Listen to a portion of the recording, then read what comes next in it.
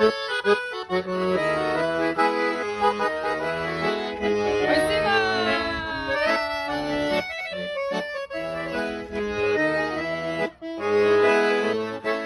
sempre ouvia falar em paixão, mas eu pensei que ela não existisse. Imaginava, na minha opinião, que fosse apenas mais uma tolice.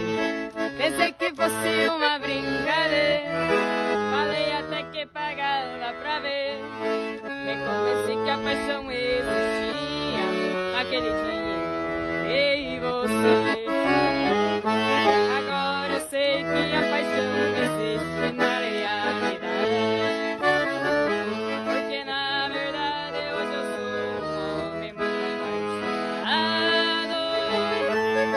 Paixão ingrata que eu choro e reclamo, pois quem tanto eu amo não vive a meu lado.